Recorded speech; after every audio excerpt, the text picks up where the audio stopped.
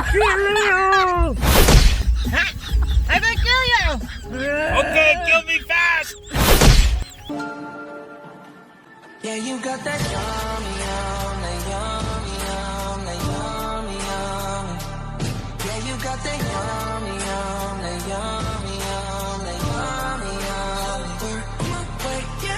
This window clean, honey bun. Sound please. So, hi guys! 2.5 hours of traveling and ganyan pa rin siya. Unending bush pa rin. Ayan, so yan, kita nyo ganyan siya, Rockies. Ano to, uulitin ko, ano to, yung kalsada dito dinamita ng dinamita para ayun, para malusaw yung mga ano na yan, rocks na yan. Tawag dito Canadian rocks. Ayan o, ang ganda. Ang ganda kasi punong-puno siya ng snow, yung mga puno.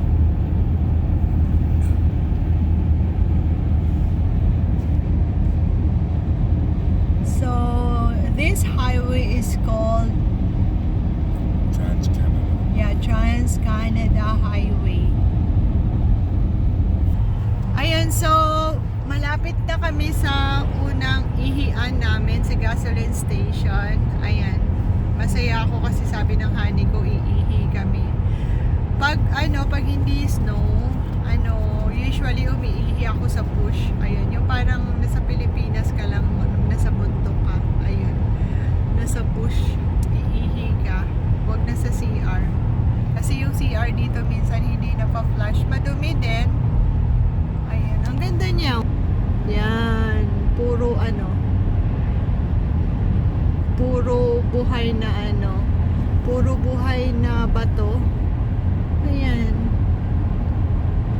Yung kagaya sa bali yung sa Vancouver, Rocky Mountain. Ayan, ito naman, ayan, yung kalsada nila, pinaputo kanina. Yan, ganyan siya. Negative 17 today, honey? Negative 13 right now. Okay, negative 13. Ganyan siya, guys. Punong-puno siya ng yung mga puno, napakaraming yellow. Ayan, ganyan siya.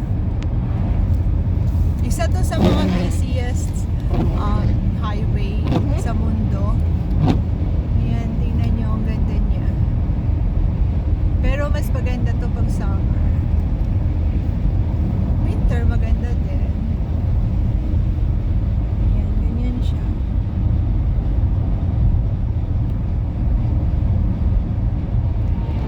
Kaya siguro marami ng sasakyan kasi malapit na kami sa Kenora. Are we near Kenorahan? We're past Kenora. We pass Kenora. Yung Kenora, isa yun sa mga lakes dito, city na gusto ko kasi siya, yung parang may touch ng Sydney, ganon. Yun lang. City siya, tapos city na tabi ng lake.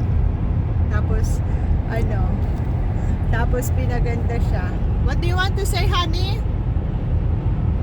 I love my honey bunch. How about who are watching? For those who are watching. Please like and subscribe. Loko-loko.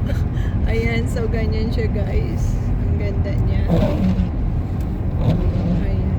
Pag nasa loob ka ng sasakyan, maganda. Pero pag nasa labas, hindi na kasi sobrang lamig. Ayan, walang katapusang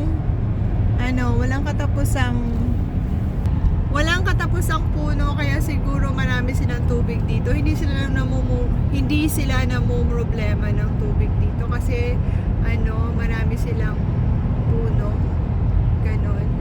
Tapos wala silang mga purifying stations dito kasi meron silang yung bawat town dito merong sariling water.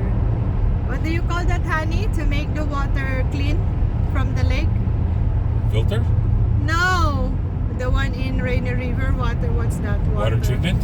Yeah, they have water treatment office. You know, like a place na tinitreat yung water para pagdating sa bahay, ano na siya, yung pwede na siyang inumin. So, yung iniinom dito galing sa gripo. Ayun. Sa 6 na buwan, hindi naman ako nagkasakit. So, hindi naman ako nag-LBM. So, meaning, ano talaga siya, yung healthy. Ayan. So, yun lang. Dati, umiihi ako sa bush. Ngayon, kailangan na sa gasoline station. Dadaan uli kami doon sa gasoline station na may Pilipino na nagtatrabaho. Hindi ko alam, Shell pala yun. Tapos merong 4 na babae na Filipino na nagtatrabaho. Pero right now, wala sila, I guess, kasi umuwi sila sa Pilipinas at babalik sila sa January. So, malapit na kami sa unang station. So, after like 3 hours, 8, 9, 10, 11, ayan. Clearwater Market. Ayan. So, gasoline station to, guys. Ayun. Tapos, dito kami magsi-CR. So, till mamaya, guys! Bye! Bye! One eternity later.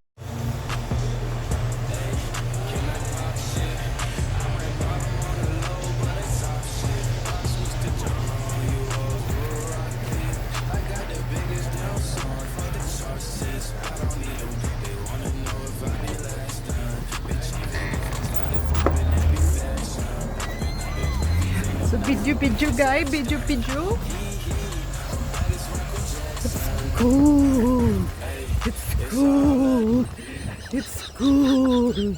It's cool. I will kill you, honey. I will kill you. Oh my God. I will kill you. I will kill you. Okay, kill me fast! Wait, honey. Push the unlock. Oh, there you go. My God.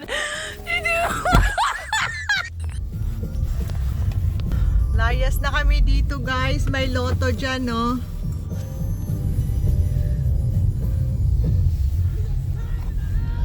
Ayan. Oops! Seatbelt! Oh my goodness. Kalimutan kong mag-seatbelt. Oop! Ane! Ay, sorry, my foot got heavy for a second.